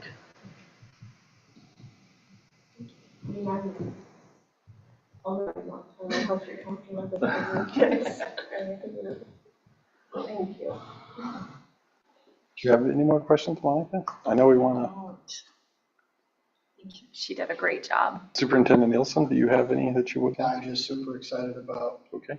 hey, I'm excited too. I love the message about special ed. That's dear to my heart. Steering that is pretty awesome. I can't go. So your basketball manager was one of my wife's students, and so I can't wait to go home and tell her that you were instrumental in getting her that spot on the team, because they still talk a little bit, and so She's amazing. yeah, she really is. Meet her text, like all of the awesome to see her. So. I do have one question. Do you have any questions for us? Oh yeah. Pay is 0. But you can eat your weight in queso. I guess are there like any what are your expectations of me as a student board representative? Is there anything that you would like me to, like, are there specific things you want me to dive into when I'm representing the student bodies, or like certain ways you like think I should represent and everything? Like, what are your expectations of me in this position? I think that you've already shown us. We want you to be the boots on the ground, and for you to say just what you did in your interview. This is what is important to the students, because you're there every day. When we meet as a school board a few times a month, and you're in that building every day. So I think that is probably the biggest reason we would love student representation, to find that unique student perspective and make sure that as a Board of Education, we're meeting the needs of what students wish to happen and what progress they want to see made happen. And I think you're already doing a great job with that. Thank you. Yeah, I would say, I mean, with the way the policy is written, one thing you can't do is vote on anything. But outside of that, I mean, we want you to really feel like we're peace. And I would rather have the conversation with you about you need to calm it down a little bit, take it from you're at 11, bring it back to the 10, as opposed to saying you're at a 2. We need you to pull it up. So I want you to really feel engaged, and don't be afraid of. I mean, we're peers at this point. We'll be on the board as peers, and treat it that way. Do we all get to have? Oh, if you want. I was just going to say, I don't know that we know yet. how we want you to represent, because this gets to be our guinea pig, right? Yeah. I mean, whichever we choose, to get to be our guinea pig. And it's a learning experience for all of us. So I think that'll change, right? But what I'm interested in is what, like I said earlier, what you were hearing in the building, right? We know what we don't know because we're not there. Yeah. So to be able to be that voice when, we talked on Saturday about a student who is not getting credit for some of the classes that they're taking at Ames, right? Did I say that right?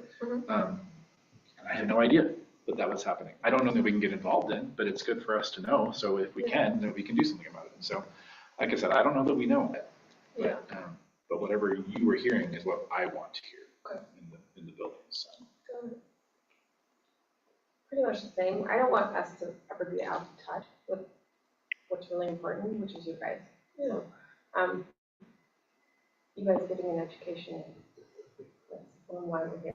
So we don't want to be out of touch, and I think this will help us stay in touch with what's going on, and like the little things that are going on, even if we can't directly do something about it. I mean, I get a lot of questions, and I have a lot of kids at my house, as you guys know, and if I can't do anything direct about it, which I usually can, I can at least tell somebody, you need to go talk to whomever.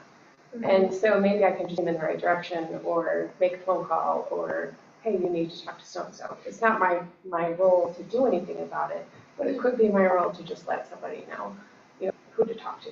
Because, a lot of times somebody doesn't know. So just keeping us grounded and in touch with actually what's going on inside the school. And it's I think, incredibly helpful to know what you guys think.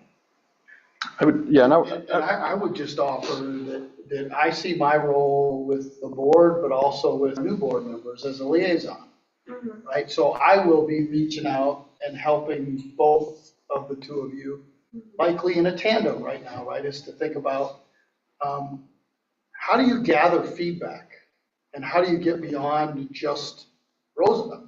Yeah. Because when we start thinking about student voice in our district, we've got 5 schools. So how do we get out to the elementary schools and give them some chance? And what does that look like? And how do we help you also reach out to some of the peers you met over the weekend that they're already doing that, right? They already have mechanisms to gather the feedback that the board is looking for. So you don't feel on the spot that you've got to respond just from what your experiences are. You've got voices from all 5 buildings from different perspectives that you can come and say, hey, you know what, here's what people are saying, or here's what they're feeling. And sometimes we, in the leadership roles, we hear from one voice that's saying, here's how it is. And you're gonna see on the ground level, that's not really how it is at the ground level. And so you have a chance to also talk about what you're seeing. But my role is to help you be prepared for these meetings. So that's part we'll set up and work through how that looks as well. Okay. Can I add some, not out of the question, can I answer a little bit? You bet. I thought of this and I just wanted to wait until the interview and until everything was official. But I've been thinking about it, and I will talk to Annabelle about this and you guys more in depth, but really thinking about introducing me and Annabelle as our student representatives. If you want to have a voice, come talk to us. So next semester during our advisories, starting at the high school, maybe we can to the middle school too, is sending out a form, and me and Annabelle would make questions about it, send out a form for these students to fill out, be what are your main concerns? Is there anything you want us to address? Stuff like that, and then maybe we can do something different. Like you mentioned, the whole district, so the elementary schools, maybe we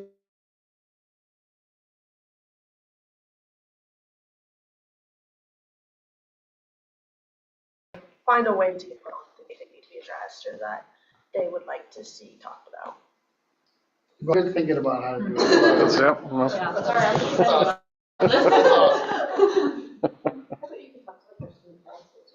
That was great. Okay. Well, thank you. Thank you. Thanks, Hagan. Nice job, Dave.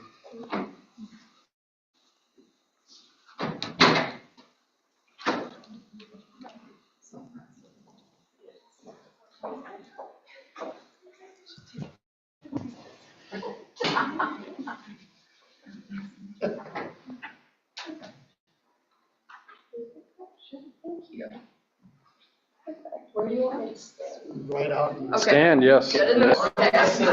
Yeah, please stay. Perfect. Thank you, I appreciate that. Awesome.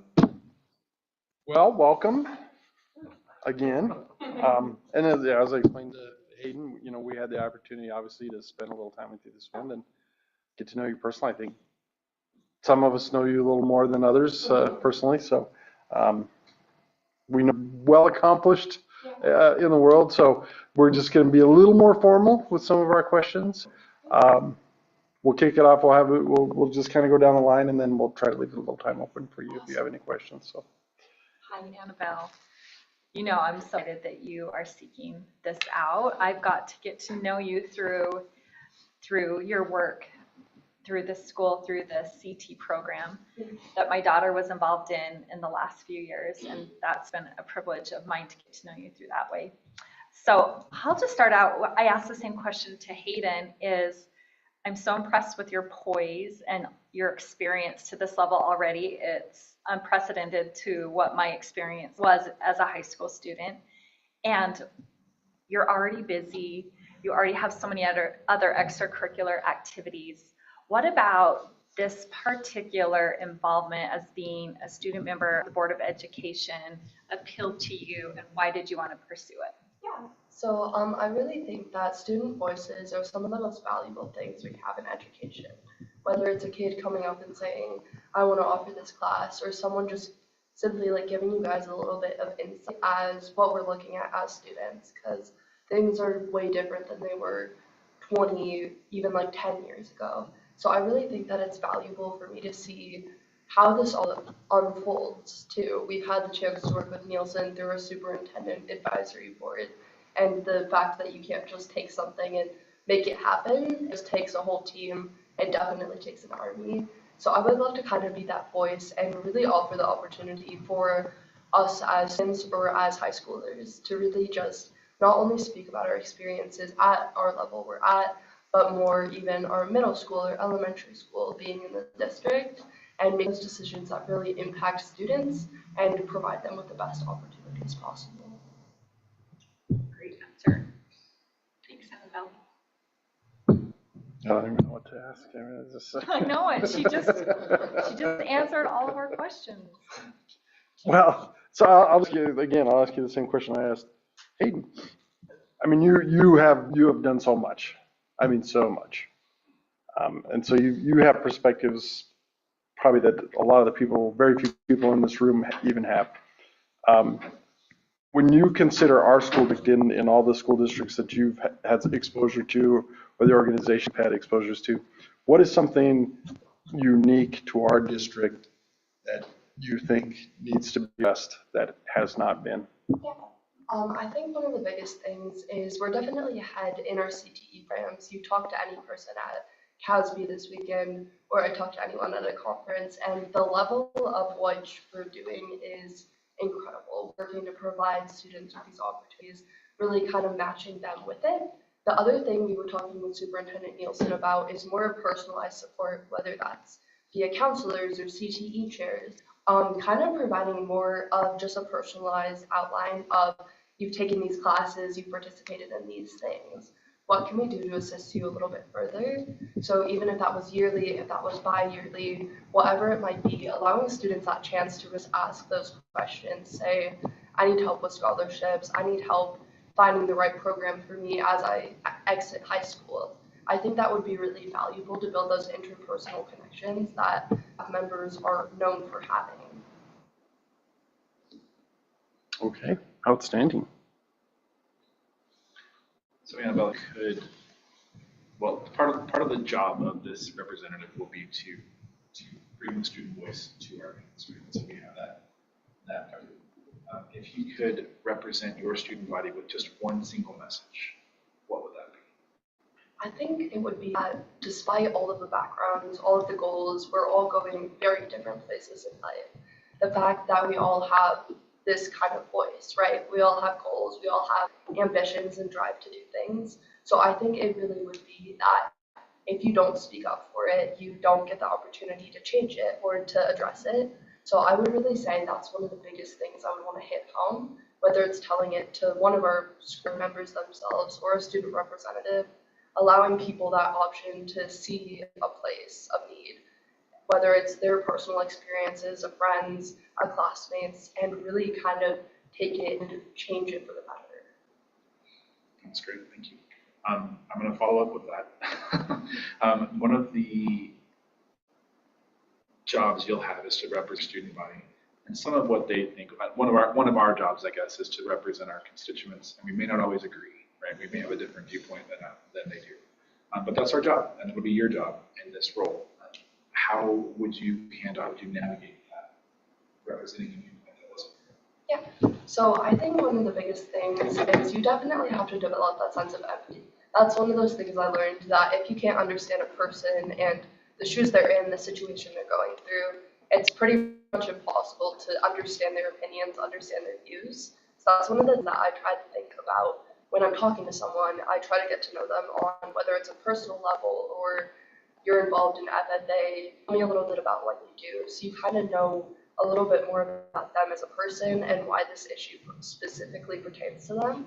Additionally, when those other views do come in, you have to kind of respect that each person is coming from a completely different place. If every decision was unanimous, we wouldn't have decisions, to be completely honest. So it's that diversity that really drives, whether it's someone acting out against a decision or just really working to make one of their own. It really assists in the decision-making process as a whole.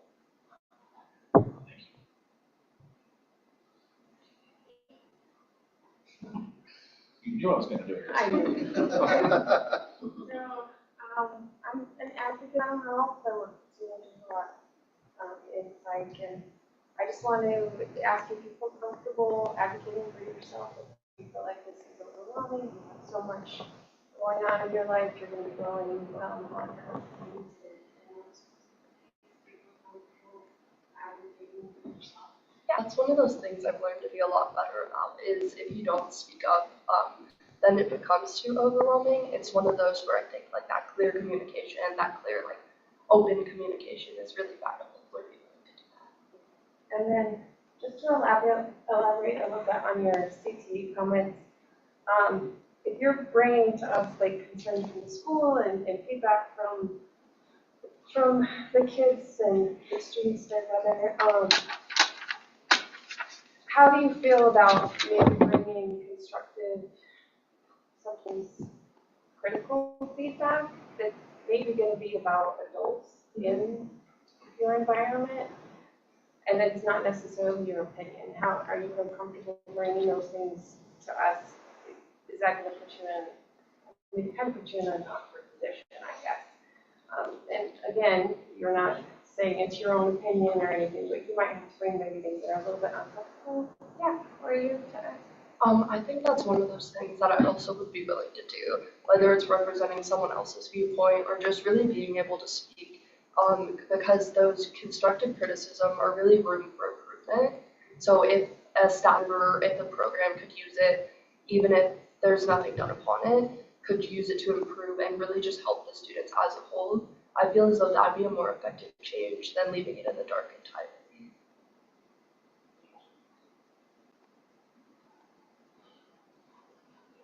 Monica? Anything else? I think you have done such a great job on expressing your opinion and your views and the reason that you want to be here. And we're excited to have called it boots on the ground to get student input. That's important to us as Board of Education, to hear the student voices. So that will be your job, is to be the voice of just not, which I know you understand, just not Annabelle and Hayden, but to be the voice of the student population, and not just at the high school, which makes the role even more daunting, but throughout the board for middle school and elementary school students as well. And I think you're perfect candidates for that. 100% think so. Do you have any questions for us? Not currently. I know that we can't vote on any matter, but is it just something we're able to offer our voice, or whether or not like a student in a different pathway or area would have a concern with it? That's essentially what we do, just to clarify, correct? Yeah, and what I said to Hayden was that from this point forward, I want you to think of us as peers, with the exception that you just won't be able to vote on stuff. But I mean, bring your full voice. And I have no doubt, I mean, after reading letters and knowing you and speaking with you this weekend, you know, collaboration is obviously something you and Hayden both are very good at. So bring that, right, because you kind of intimidate me a little bit, I'll be honest. So this is going to be good. This is going to be good. I'm excited. Any other questions? All right. Thank you so much. Great job, Annabelle. Yeah.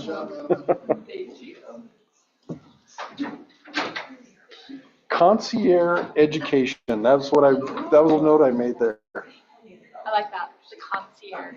right? To be able to have that. Are they coming back in or are you talking about them? Not talking about them behind their back. No, they can come We'll in. talk about them when they're here. I'm like, are we? They're like, okay, they're high schoolers, they're okay. Don't worry about it. Whatever for him.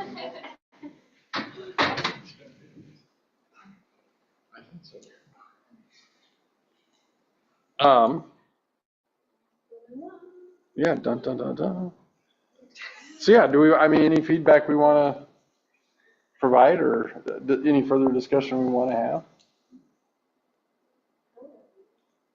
Well, I would start by saying how fantastic both of your answers were. We're sitting with two juniors who just sat with board members asking questions about why you want it back, and your answers were delightful to listen to. So I just start there. Thank you for bringing your voice. This was your first opportunity to bring your voice. And both of you talked in the chamber tonight about changes you'd like to see, which is ultimately what this group gets to do. So kudos. I'd start there to say thank you for bringing your voice tonight. It's awesome. You should both be proud. Mom should both be proud. Fantastic. Yeah, I was thinking about this all weekend. The first and only time I ever stood before the Board of Education, I was a freshman, and I was begged them not to suspend me for a week, only for 3 days. And so to be where you guys are at and talking about coming, and I remember you coming as a middle schooler, same with Annabelle. You've many years you've been coming here. It's surreal for me, and how well you guys are. The poise, we've talked about that, the poise and how well you present yourselves and your ideas and whatever it is that you've come to talk about. So it blows me away, and it really does excite me.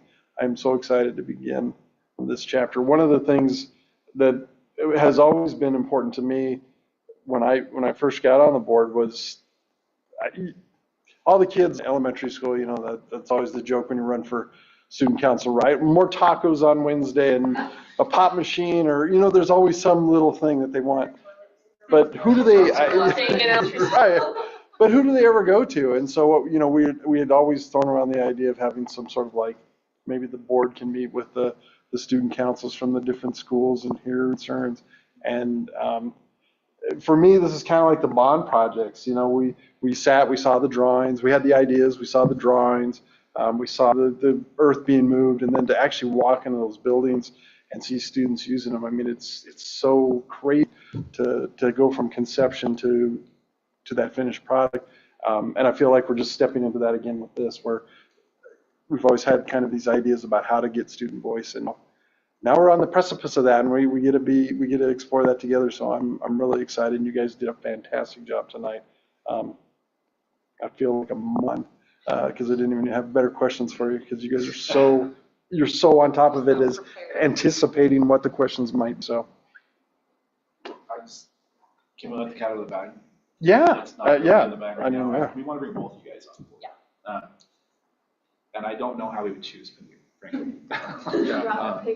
It would have to be something. So I'm excited to have both of your voices on our panel, I guess. And just to reiterate, I don't want to belabor it, but I couldn't have done what you guys did. down when I was 16 years old to sit there and be articulate and have real answers to some of those things. I don't know that I could do that now. So I am impressed with both. Thank you guys for offering yourselves up. It's going to be exciting. So thank you.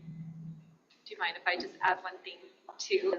When this idea was first presented during one of our summer sessions, part of me thought, oh, what a great idea. And then the negative side is, well, who's going to want to do that job? Not that we're not a barrel of laughs and so much fun here, but it's a lot of busy work and it's a lot of business work and policy and getting jobs done. And so that little negative thought in my head was like, I wonder what students are really going to want to be a part of this job. And I'm so glad I was proven wrong on that, and that people want to be a voice and that you want to advocate for all the students. So I'm so proud that you want to step up to take that role.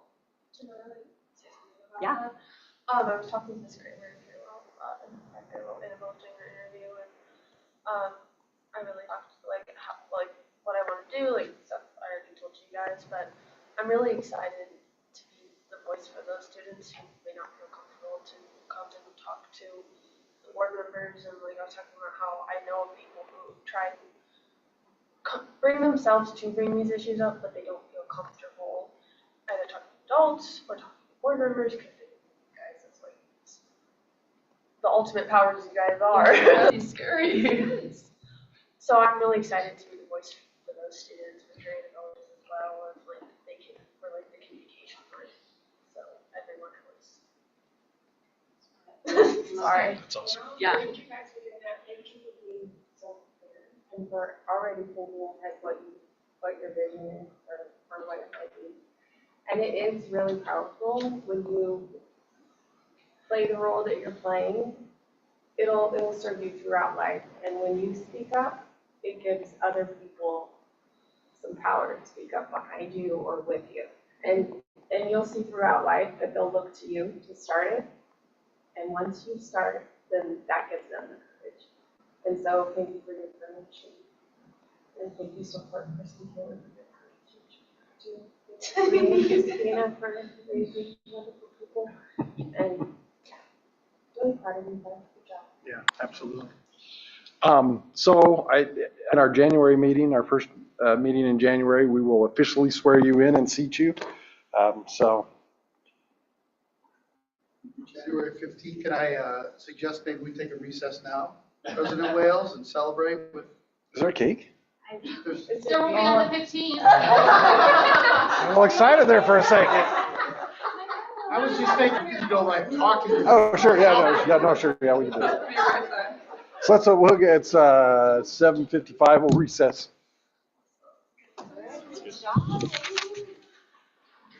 Yeah. Principal and board members who don't have beer, I don't even know. You got it. I'm so happy to have you.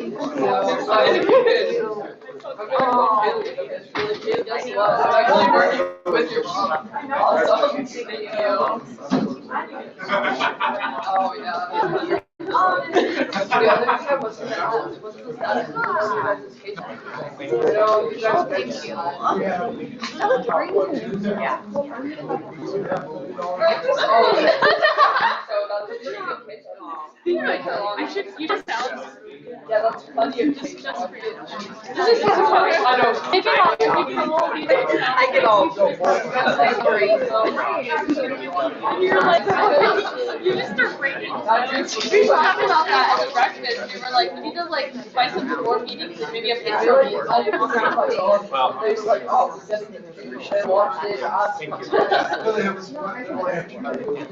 Take care.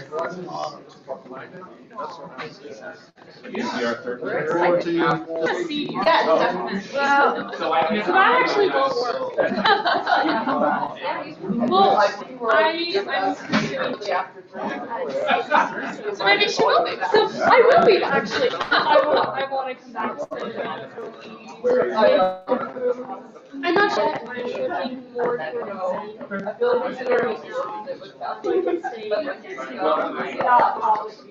It's also very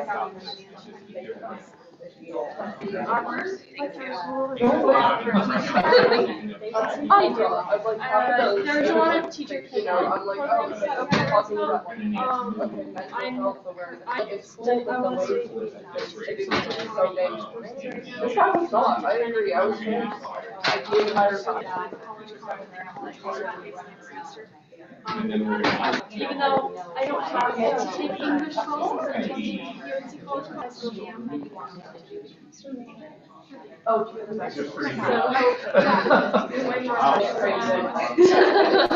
They do. Dual enrollment, they help financially. With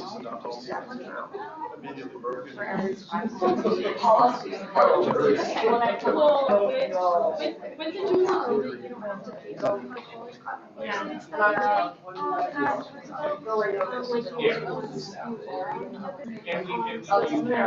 that's really helpful. Started back in middle school.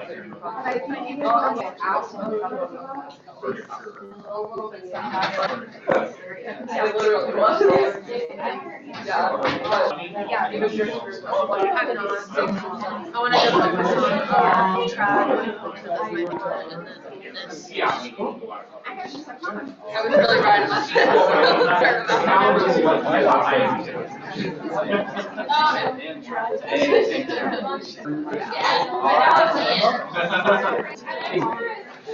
I think you're so.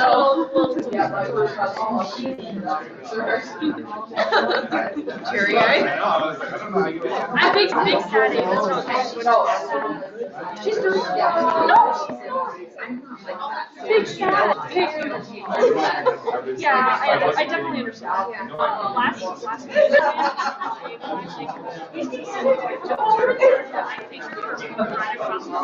we had a competition a series and we did that every practice and I'm gonna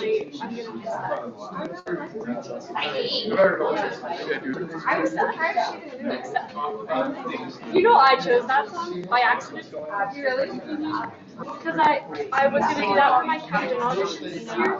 But so I played it for Danielle and Danielle's like, we're doing this song next year and I'm like, All right, for reading.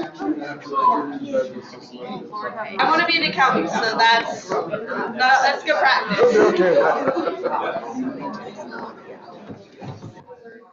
Yes. Shocker, right? Oh, thank you. I'm Bree. I see you all the time, but. no, that's what my intro. No. I love all of that. You can say it like a book. He was joking with fun. I tried to. I'm gonna try to get Ava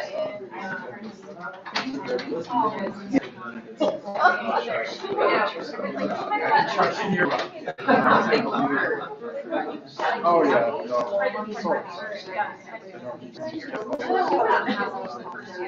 I remember that night with Karen.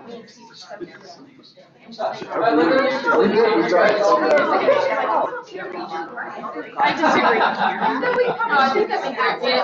We're just starting to sing programs like in the next couple years.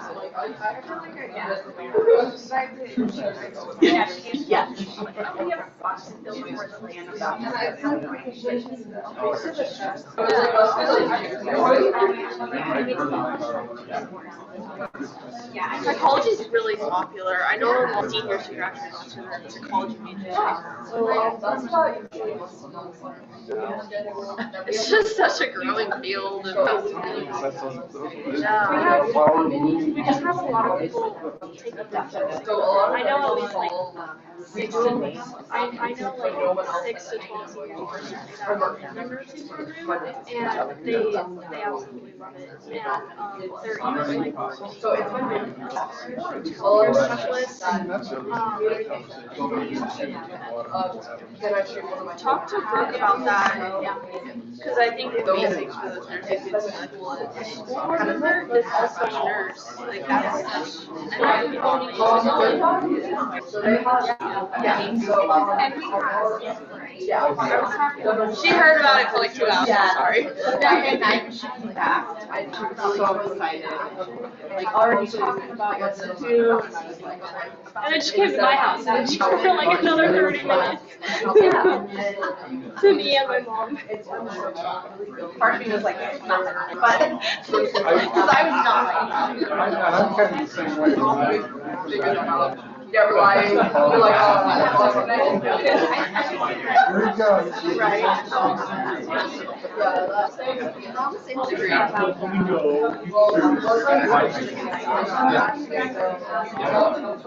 Yeah, no, you can't. I don't have she does not have talking about it. Have you ever met my mom? No. One of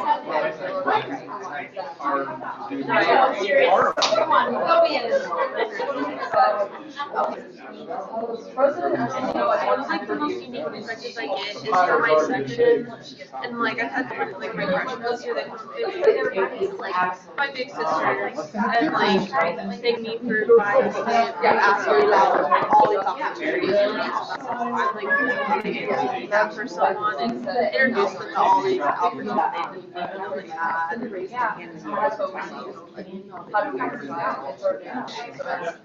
it's also nice.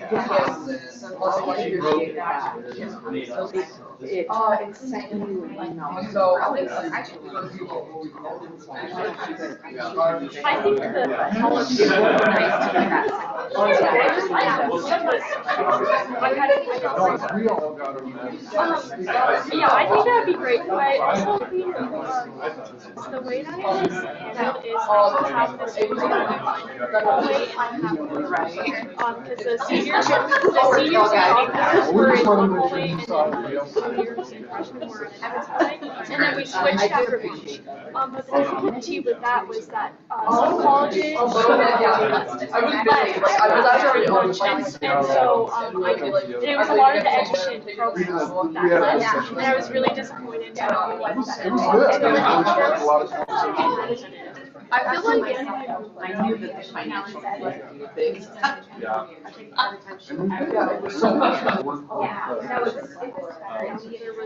I feel like that probably should have been a half-day thing, maybe instead of putting it in the hallways. It was really cramped. Put them in the gym and the auditorium, like both levels, and like do a half-day. Everyone can like browse and then like they can get all the contact info they want. Like that would make it run more smoothly because I feel like the second half of the day everyone was like burnt out and like kind of lost.